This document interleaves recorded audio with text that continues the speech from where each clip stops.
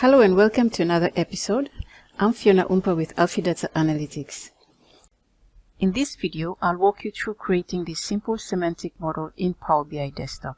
So let's get started. If you watched my previous video on Power BI workflow, you know that there are 5 main stages that you go through to create your report in Power BI Desktop. So you get your data, you transform your data, you model, you apply calculations, and finally you visualize your data.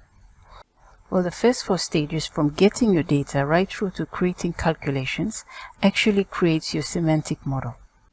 And your report and visuals actually depend on the semantic model. So it's very important to have a well-designed and a correctly designed semantic model in place before moving on to the visualization stage. So before creating our model in Power BI Desktop, I'd like to show you the data that we'll be working with. So we're working with a sales data for soft drink purchases. So let me just start that up.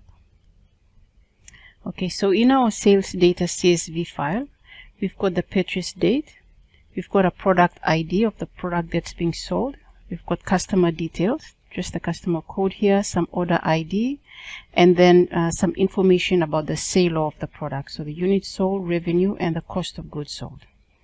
So that's our main sales data file. Okay, next up we've got the customer information. So we've got the customer name, customer code, which uniquely identifies the customer state, the city, and the zip code. So next up we've got the product information, so product ID, product, and the category. And finally I've got an M code of the date dimension. I'll explain what I mean. So you don't have to worry about these for now. So we'll need it later on in the video. Okay, so let's start a Power BI and import our data. Okay, on the home interface, click on New Report. Okay, so once Power BI starts up, go directly to Transform Data, and that will take you to Power Query Editor.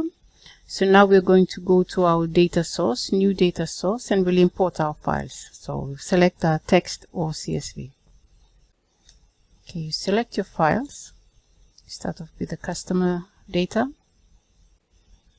Okay, click OK. And do the same for the other files as well. Now for the M code, let's go over to where our data is located. We'll copy the M code. Copy that back into Power Query. Click on New Source, and this time click Blank Query. Okay, then you click on Advanced Editor and paste in your M code. Okay, click Done. Okay, so the next stage is to see if there's any transformation that needs to be done on our data, if there's any cleaning to do, any merging of columns, etc. So let's start off with the customer data. Well, since I prepared this data in advance, everything looks good. Okay, the only check that I'll do is make sure that the data type is correct. So on each of the columns, you'll notice this icon on the left. Well, that identifies the data type of the column. So the ABC icon means that that's a text field. So if you click on ABC, you'll see if you click on the icons on the left, you'll see the different data types that's available. So ABC means it's a text data type, so that's fine. Our customer name is a text column as well. Customer state is text, city, and zip code is number, because it's just number in the field. Power BI has identified that as a number. So we're going to change that to a text field. Okay, I'll just say replace the current step. Okay, moving on to the product table.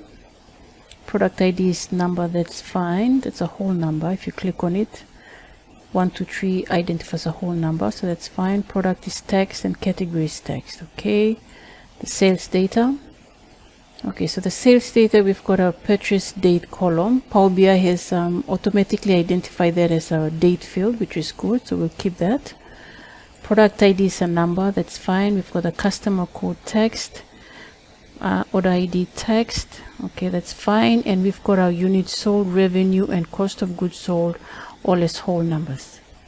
Okay, so everything looks good. Let's move on to the next table, our date table. So in this date table, Power BI has correctly identified the data type for our column. So we'll leave everything as it is. Everything looks good. Okay, so now we know the data that we have. It's a good time for me to introduce you to the Star Schema data modeling technique. Star Schema is the recommended data modeling technique for Power BI models. Data is organized into two types of tables: fact tables and dimension tables. The fact tables are linked to related dimension tables, forming a star-like structure that simplifies querying and analysis. Let's take a closer look at the fact and dimension tables. So the fact table stores the events that occur. They also contain the quantitative data or the measures which are the focus of your analysis.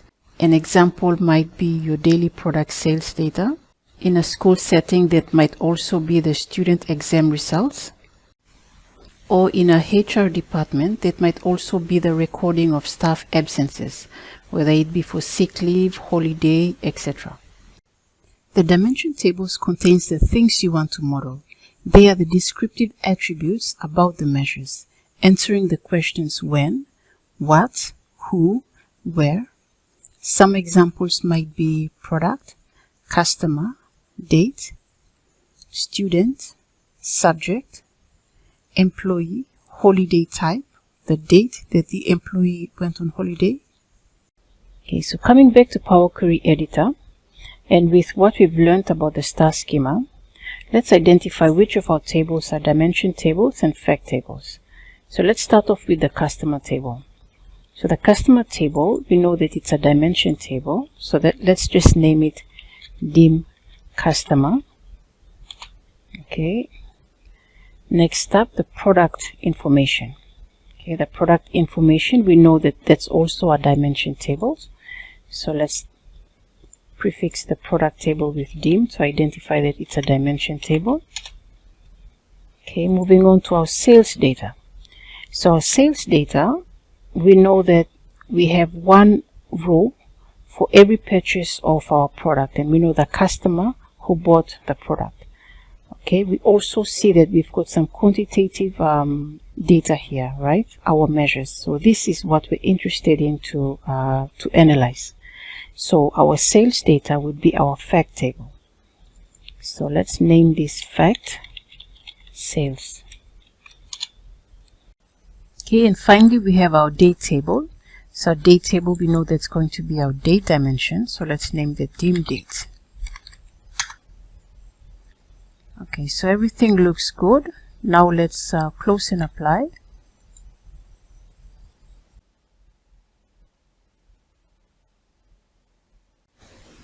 Okay, from here we'll go straight into our model view. So click on model view. And now you'll see all the data tables that we just imported. So it's here in the model view that we'll apply the Star Schema to create the model. So firstly, we'll organize the tables. I always like to put the fact tables below the dimension table. So that's what we'll do now. All our product tables, align them well on top. Notice that Power BI created two links between dim product and fact sales and dim customer and fact sales. We call these links relationships. So Power BI automatically created these relationships when it identified matching column names in both tables. So if we click on the relationship between dim product and fact sales, you'll notice that we've got a matching column names in both tables, so the product ID. And likewise for the customer, the dim customer and the fact sales relationship. Okay, so now that's done, let's go on and create a relationship between the dim date and the fact sales. So the columns that we'll be basing the relationship on would be the date column from the dim date and the purchase date from the fact sales. So to create the relationship, you select the column from one table, I always start from the dim date. Okay, you select it from the dim date, you drag and drop it onto the purchase date in your fact sales. Now that we've created the relationships between the tables, the next concept that I'd like to introduce you to is cardinality.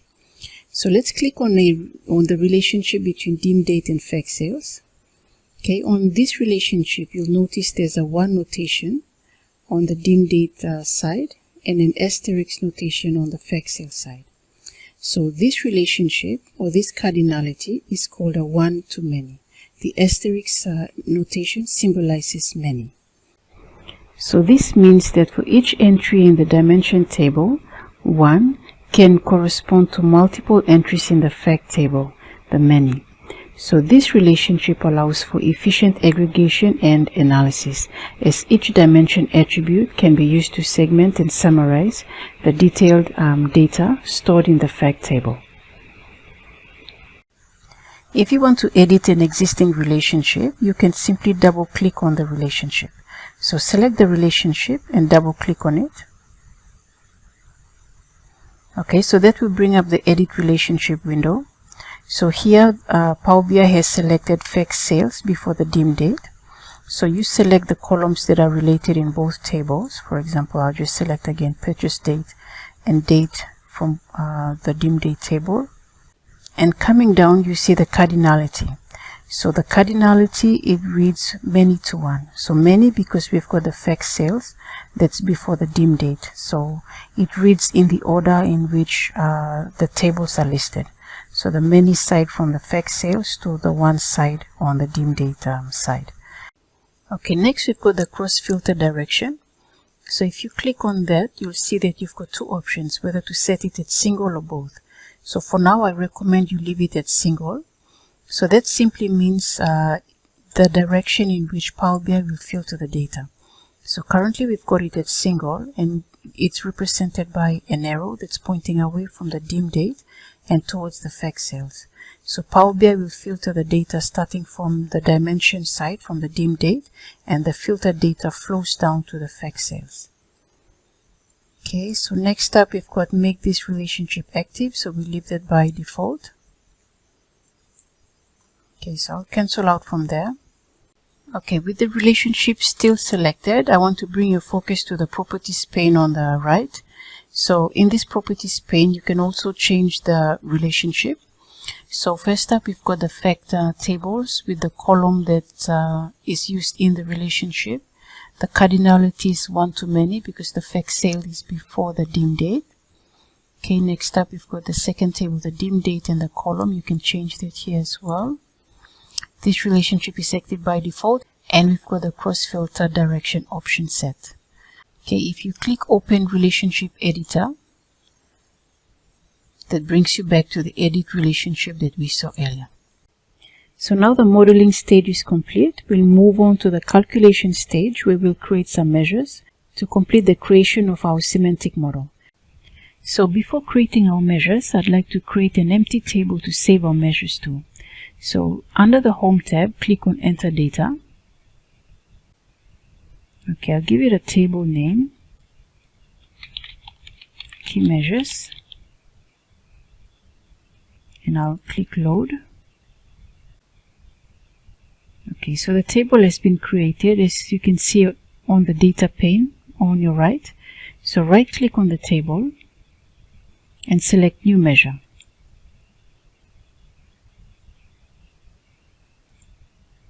Okay, so the first measure we'll create will be the total revenue.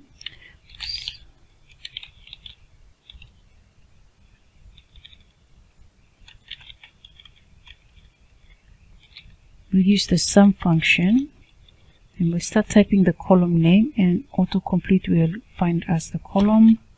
Oops, sorry.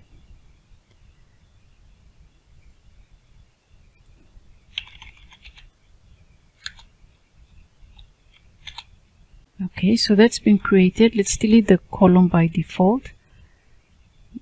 That was there by default, column 1.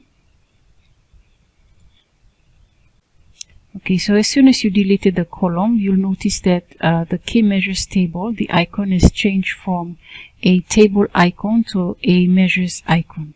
So the measure icon is represented by this calculator type icon there. Okay, so let's continue and let's continue creating all our measures. So right click again on the key measures table and go new measure. Okay, this time I'll select total cost of goods. Cost of goods. So the cost of goods sold. Next up, I'll create the total units sold.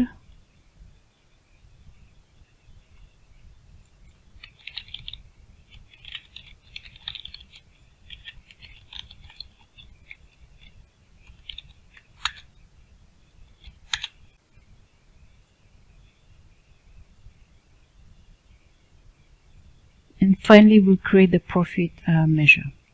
So once again, new measure.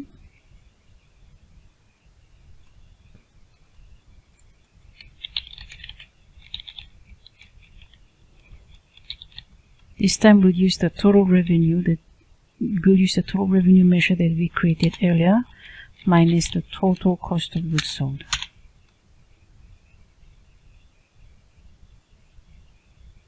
Okay, so all our measures have been created. We just moved our key measures table down to the fact sales, just under the fact sales table. Okay, so congratulations, we've completed our semantic model. So we've created our model using the Star Schema modeling technique, and we've added our measures. And together, the stages of getting our data, transforming, modeling our data, and creating calculations has finally created this semantic model. Well, thank you so much for watching. I hope you got some value in this video. If so, please consider supporting the channel by liking, sharing, and subscribing, and I'll see you in the next video.